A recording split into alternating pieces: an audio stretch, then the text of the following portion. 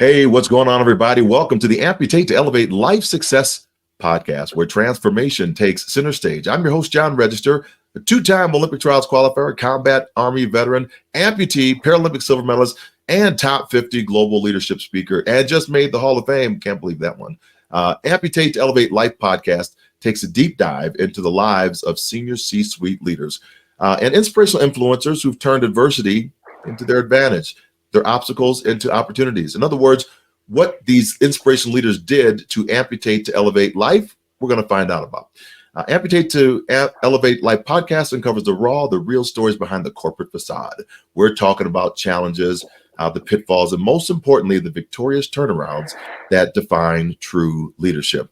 Be prepared to be inspired to act and transform your obstacles into opportunities. Let's amputate to elevate right here, right now.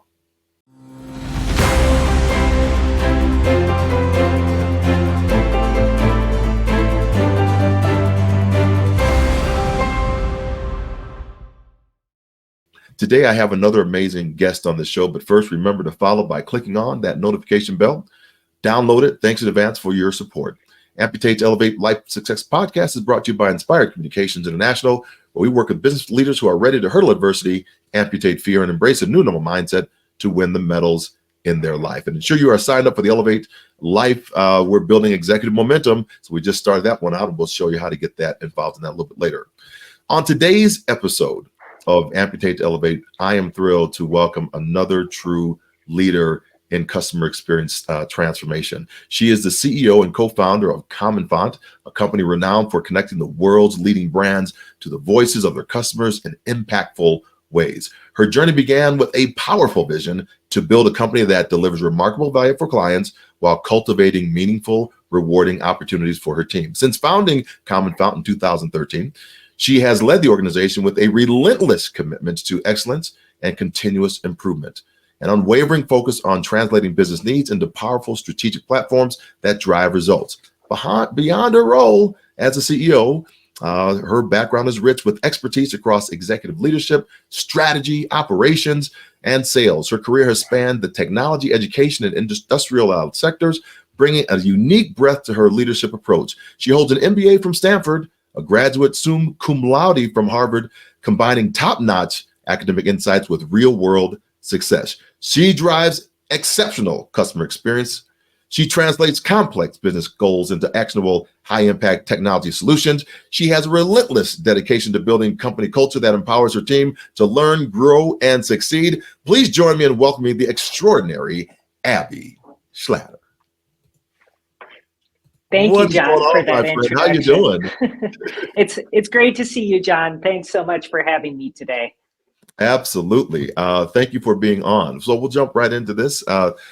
Abby, what have you had to amputate in order to elevate your success? For me, I think the main thing I've needed to amputate is the desire or the belief that I can control everything.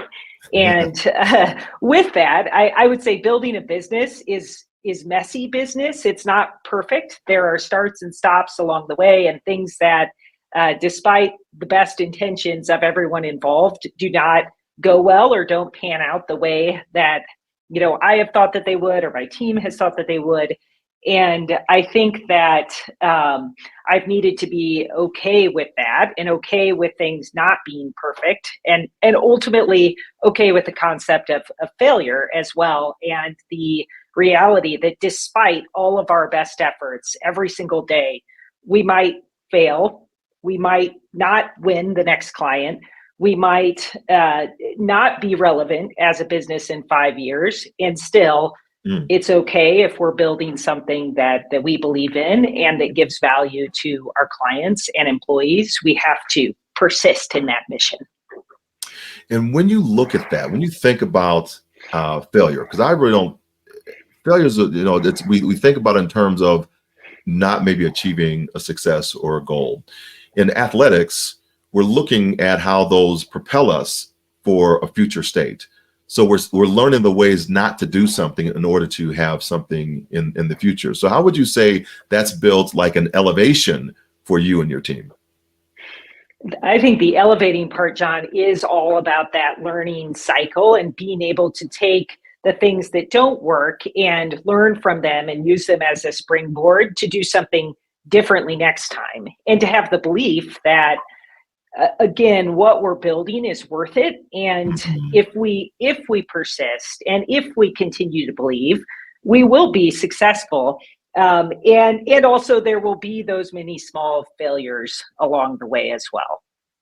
So talking about that from the standpoint of being resilient, I look resilience in kind of a couple different ways. One is the bounce back, and so we've overcome something that might have been a struggle or a challenge, but also in the way that leaders, I think, now are seeing that, can I actually ask for the help? Maybe I don't have all the answers and build a team. A friend of mine once said, it's lonely at the top for leadership. That's what I said. And she said, why will we ever build something that creates loneliness? And I said, wow, so that's a different way to think about resilience, the asking for help. So in the world of technology and professional services, it's constantly changing. How do you approach the big challenges or setbacks in your business that keeps you resilient while facing them? Our business and the environment in which we operate is constantly changing. It's been that way since we started the business, and I think today the pace of change and acceleration of that, with some of the disruptive technology that has burst onto the scene, it's very, very high. So there's no possibility of there not being change and not being hurdles and setbacks along the way. And change creates conflict, right? It creates a lot of things that you need to lead and deal with and engage with along the way.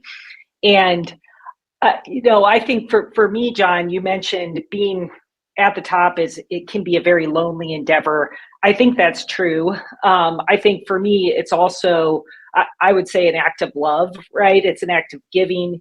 And I take a lot of inspiration from the journey of what we're building, how we're serving our clients every day, how we're serving our employees, how we're trying to fulfill our mission of impacting the world in a really positive way through that union of people interfacing with technology. And so I think from my perspective, the giving and the acts of service and how I do that every day and in a way that is deeply connected to people is ultimately what gives me strength and resilience and the ability to persist and to be optimistic in the face of change. When we're talking about that change, it is difficult for a lot of people to shift and have a different narrative or look at a revisioning of what might actually be possible. And you've had a lot of varying different experiences. How do you take those variety of experiences and energize? And what's the kind of the tactics behind how you would coach up someone that might be like, I just don't know if this change is the right thing, but I do align with your values. I'm not sure how I get there. How do you lead that from a tactical standpoint? I think that's a great question, John. Diversity of experiences for me has helped me, I think, see around corners and interpret just a broad diversity of things that are happening, be it in the market, be it in the technology itself with my team. And I believe that having different experiences and having engaged with people in very different environments, different settings, be it a factory floor or a high-tech company, top company in Silicon Valley, these environments have helped me be very adaptive and have helped me listen well when there are changes that are happening in my environment. And I also understand deeply that I, as a leader, do not have all of the diversity of experiences or perspectives that I need to be successful. And in fact, I need a team who brings that diversity and who is able to augment my thinking and challenge it and just offer a different way of viewing the world. So that is something I very much seek out as well. I saw that firsthand, and what's really created an attraction for watching you when you had a whole group of your clients that were in Montana. You brought them in. What do you learn from having an experience where you are bringing in some of your top leaders, your clients, and giving them a forum to have that space? And I guess the way I'm asking the question is, how would you share that with other leaders to do something maybe similar to give the insights that you may have learned from that experience? John, our event, which I'm so grateful that you were able to speak at and join us in, but this event, Confluence, is for our organization an act of building community and sharing that with the clients and other people in our orbit, right? Our team, and bringing people together. And I think that with that, the act of service that we can offer by providing a great experience, like seeking to do that in a wonderful and beautiful place, seeking to elevate the conversation by offering new perspectives, thought leadership, an environment that's safe for leaders to engage and explore and think big thoughts that maybe in their day-to-day that's just less accessible, right? And so I think that act of service and the criticality of hospitality and seeking to engage our guests in a way that is very valuable to them, it's core to who we are as a business at Common Font, and I think is a great way for other organizations to get close to their clients, to engage in real and authentic conversations and really understand what's going on and what the fears, concerns, opportunities, doubts are that their clients are facing. Yeah. What did you take away? What did you learn from that experience? I mean, I get that kind of high level of that, but what was it that you took away that you said, you know what, I think we can take this direction with our team now? I learned that I would say we at Confluence, at our event, Common Font sought to put out there some new ideas and challenging perspectives, things that we want our clients to think about and be exposed to and be ambitious in their aspirations for the future. Mm-hmm. And I learned that those concepts were really valuable and important for some of the people there. And also many of our clients wanted space and time to think and talk about, what was happening in the day-to-day of today, right? And so part of what I took away is that Common Font needs to be the bridge and the connection point between where our clients are today, where our team is today, and where we believe that we all must go in the future. And knowing that future exists is not sufficient for helping people to be excited about that future, right? We have to create the bridge. We have to create the connection points. We have to make it easy for our clients, for our team also, to take the first steps along that journey and to, through that, like walk up the steps and get exposed to new things, get excited about what they see, and ultimately move forward in a way that feels supported, safe, confident, and connected to their day-to-day. So that was a big takeaway for me from our event. And when you look at that, now you got my brain just racing, right? So a lot of times what happens is we often will go back and say, oh, what, I could have changed this, I could shift, maybe move this around, but really we can't really go backwards to do anything because we wouldn't have the experiences to actually inform that decision. But what we can do is we can forecast forward, as you're saying, and look into the future and kind of have the crystal ball. Where do I desire to be? And then build a roadmap to that. So as you're saying that, what are some of the things that you think right now? What is that vision? Like where do you see CX or the customer experience in the future, maybe 20 years from now? I mean, it's hard to kind of really tell because everything's moving so fast. But if you just kind of just laid it out there and you're thinking about that, and then walk us back to today of how you would strategize to help your clients to bridge that gap?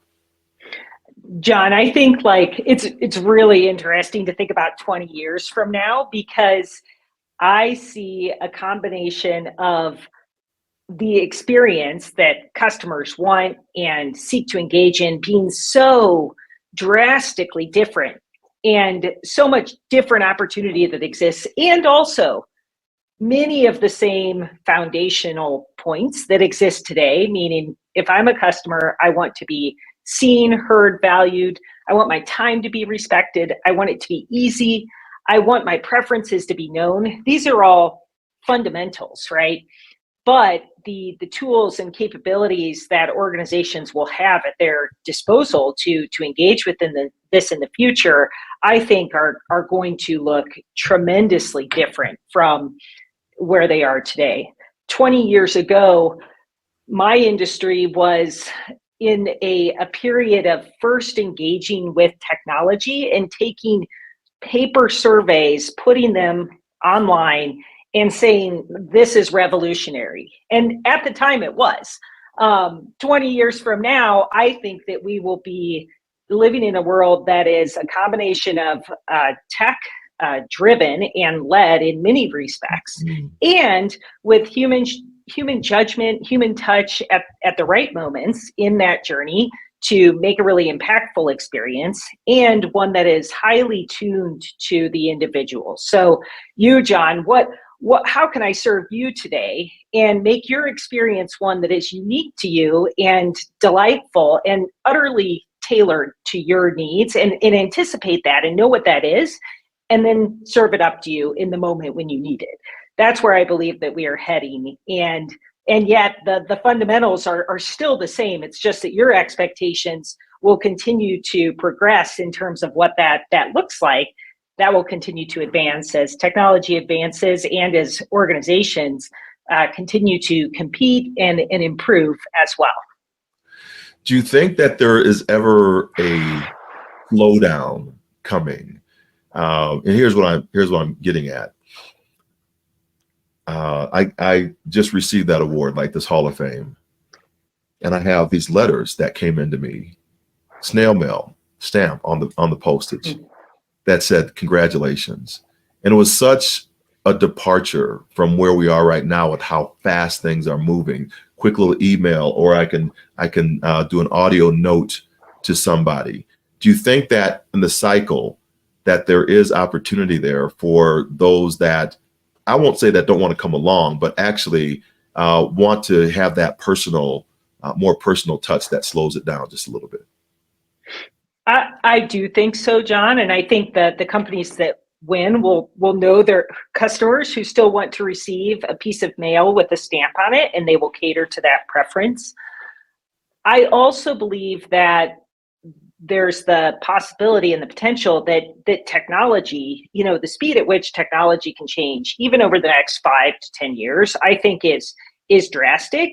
And there will be certain limitations that will be placed on it, simply because we as humans may not be able to keep up. There are certain, biological limitations, mindset limitations, and we need to be able to also engage with keeping things safe, keeping things private.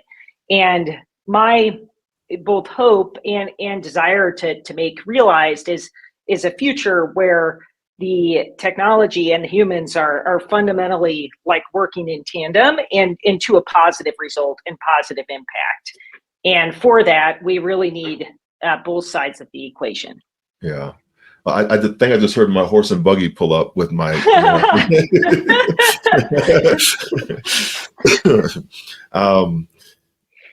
A lot of times in leadership, the charge and the press is so fast.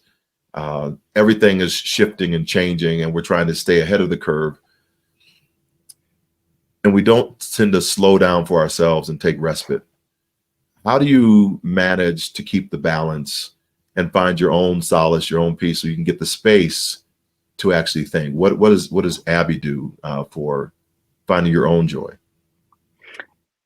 For me, I love to hike. I live in Montana. I love to be outdoors. And I think my place of happiness and peace is in nature when I'm able to think and my thoughts can just go, and they can go big or they can go narrow, but I let them go. That's for me a great source of balance, or maybe, as I like to think of it, more like integration, and how my work and life and personal and professional goals are intertwined. I also find just like a ton of inspiration and joy from connecting with people who have very different thoughts, very different perspectives, and I can get that through engaging one-on-one. That's the way that I find the most joy. I can get that through reading, and I do a lot of reading and learning through books. But I really strive to be open and generous with my time and engaging with others, because I find that when I take a meeting, right, and maybe I don't know this person really well, I'm like, gosh, I've got so many other things going on. Should I take this meeting? And sometimes those meetings are so serendipitous, and it could be something completely different that's not even on my map. And it comes up and I take a look and I'm like, wow, that you just made me think about this problem that I've been working on for the past 2 weeks. You made me think about it in a fundamentally different way. And you weren't even talking about that, right? But the way you approached your circumstances made me see my problem differently and made me reinterpret that and re-examine it. So I do get a lot of inspiration from other people, and really strive to engage and have those experiences. You helped me, and you just helped me watch this whole thread of what you said in the beginning, that one of the things that you had to amputate was control. And this whole interview has been about how you have relinquished control for others to elevate and to rise. And I just, wow, it's amazing how what we've had to give up kind of comes into our vernacular, and that it becomes who we are.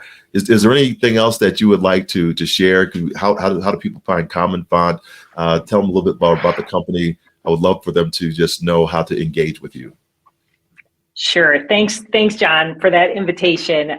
Common Font is here in Bozeman, Montana, Providence, Rhode Island. We would love to engage. We would love to meet people. We're hiring. We do work that is at the intersection of people, our clients, our employees, and technology. And I really believe that we are in this pivotal moment as people, where we're navigating this interface of how we engage with technology and how we serve our clients well and how we serve our employees well. And we are working on that each and every day at Common Font. So I would love it if your guest, John, could check out our website, commonfont.com. Send me a note on LinkedIn. That would be wonderful, and would love to connect, and would love for your listeners to hear about our company and be interested in what we have going on. Wow. Thank you so much. What insightful information, and just great strategies around this. I think that our executives are really going to really push into this space, because it is lonely a little bit at the top, but with a program like this, we can all be around it together and learn one from each other. So thanks for being on today. I really do appreciate that. You can stay on for a second, but I know you have to run. I'm going to close the show out real quick, but I'll come right back if you're still there. And that's a wrap, everybody. Today's episode from Amputate to Elevate, the podcast. I want to thank my guest, Abby Schlatter, for being on, the CEO, founder of Common Font. And she graced us with insights, inspiration, and we're talking transformational journeys of just helping people just amputate to elevate their life. Again, I'm your host, John Register, a professional speaker, guiding us through the transformative journeys of some of the most inspiring leaders that we have in the business events world. Remember, it's not just about facing challenges, it's about converting them into our greatest successes. This podcast should be live on YouTube. We'll let you know when that's going to air, and make sure that you are following her, Abby, as well as Common Font, because they are just doing fantastic work. I had a great time with them, and we'll talk to you a little bit later. Thanks for tuning in. Until next time, go forth, inspire your world. Catch you next time, and bye for now.